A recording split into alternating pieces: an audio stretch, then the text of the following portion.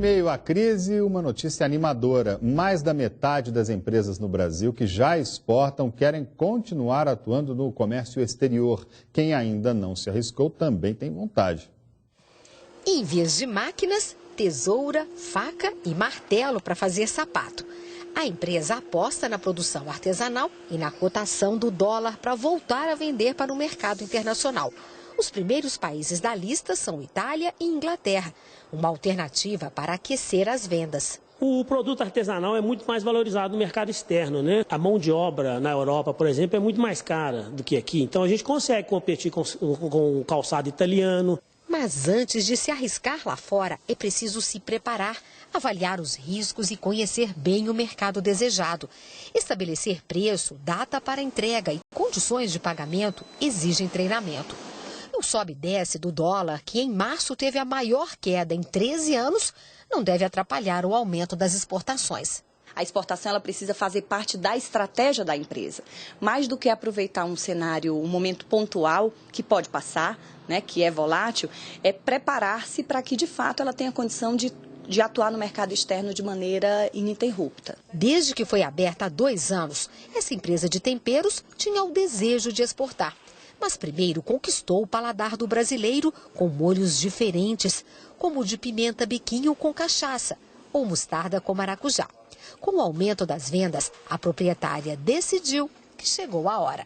A exportação por aqui só deve começar em 3 meses, depois de todo o processo de treinamento da equipe e da mudança de endereço para um local maior. O próximo passo é contratar mais 3 funcionários e um estagiário para garantir o aumento da produção em 50% e atender os pedidos na Argentina e no Chile. A gente se preparou, se adequou. E, em contrapartida, nós também precisamos de novos funcionários, tanto na parte de produção, um departamento de comércio exterior que vai negociar com essas pessoas, que vai falar inglês. Contramão da crise, isso aí, vamos para frente. Quando o mercado interno estava bem comprador há uns 4 anos, as empresas me diziam: por que vamos exportar se podemos vender aqui mesmo, dispensando toda a logística internacional que é para lá de complexa? Por outro lado, quando o dólar estava chegando perto dos R$3, muitas empresas me diziam que queriam começar a exportar. Mas entre a decisão e o embarque de contêineres são necessários alguns meses ou anos. De fato, o processo de exportação não exige apenas papelada. Claro que sua empresa vai precisar ajustar manuais de produção, manuais para o consumidor e contratos. Toda a comunicação terá que ser no mínimo bilíngue. Até o horário de trabalho da sua empresa, dependendo do país de destino, terá que mudar. Por exemplo, se você tiver planos de vender para a China, para o Japão ou para a Austrália, seu departamento de comércio exterior terá que ficar aberto praticamente 24 horas por dia. Porque quando estamos nos levantando, eles estão pensando em vestir o pijama. Mas além desses ajustes práticos, é preciso ter também a cultura exportadora. Que bicho é esse, hein? É gostar tanto da ideia de ver seus produtos e serviços em vitrines estrangeiras que toda a equipe vibra ao vencer cada etapa do processo de exportação. Só que cultura não se compra. Ela é a soma dos valores, crenças e práticas da sua organização. Em geral, ela é espontânea, mas pode ser criada. Depois dessa reflexão, se for para exportar, olho no dólar.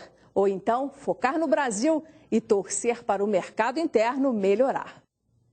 Obrigado, Nácia. Uma das companhias de teatro mais tradicionais do estado e do país estreia um novo espetáculo na capital. O Grupo Galpão vai debater no palco questões atuais como a violência e a intolerância, além do atual cenário político. O Grupo Galpão se reuniu e no próximo dia 15 estreia a peça intitulada Nós. Tudo começou em 2014, quando Márcio Abreu foi convidado para dirigir o número. Eu admiro o Galpão desde que eu comecei a fazer teatro. O Galpão é responsável, né, pela formação de muitos artistas, por uma afirmação do lugar do teatro no Brasil. Teuda Bara, protagonista, revela a curiosidade por algo diferente, depois de muitas experiências como atriz. Diferente, bem diferente, igual eu te falei, porque você não tem onde se segurar. Eu não tenho um personagem que eu vou imaginar a caracterização dele, a postação de voz. O espetáculo acontece aqui, neste palco. Nós propomos uma encenação que afirma a convivência com o público, utilizando pontes entre literatura, música e teatro. Eu escrevi junto com o Márcio, mas muito a partir de improvisações, de materiais que foram trazidos pelos próprios atores. Mas se ainda não ficou claro o significado de nós, o diretor explica. Tem mais de uma dimensão, quer dizer, evidentemente somos nós, são eles, é esse coletivo, somos nós, a sociedade, respondendo ao mundo como ele nos chega hoje, essa é uma premissa da peça, né? Como cada um de nós reage ou responde ao mundo como ele nos chega hoje.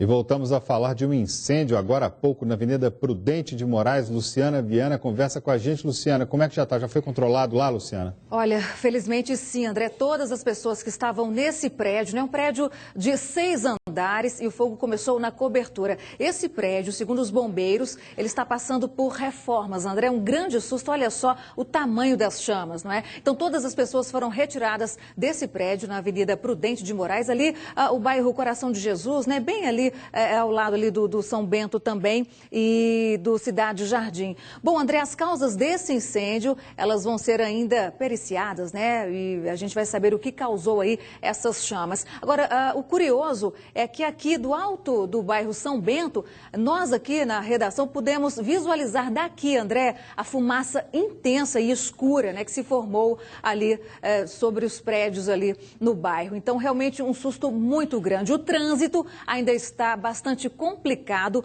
pois a Polícia Militar e os bombeiros tiveram que isolar ali a área, né, para fazerem os trabalhos de resgate das pessoas e também do combate às chamas. André, vamos aguardar aí a perícia para nos dizer aí, né, a causa desse incêndio que assustou muita gente, mas que felizmente ninguém ficou ferido. São as primeiras informações, André. Exatamente, são as imagens ali, portanto, que foram enviadas para a Rádio Band News FM aqui, eles enviaram para a gente exibir para você de casa o incêndio, portanto, na Avenida Prudente de Moraes. Nós chegamos pouco depois lá do início do incêndio, os bombeiros também chegaram muito rapidamente, conseguiram controlar as chamas, como disse a Luciana, não há nenhuma informação sobre pessoas feridas, o prédio estava em reforma e, portanto, as pessoas foram retiradas de lá e esse fogo muito grande, numa cobertura, olha lá, muita chama realmente, pôde ser vista de longe aí, os bombeiros ali trabalhando para apagar. A você de casa, muito boa noite, fique agora com o Jornal da Band.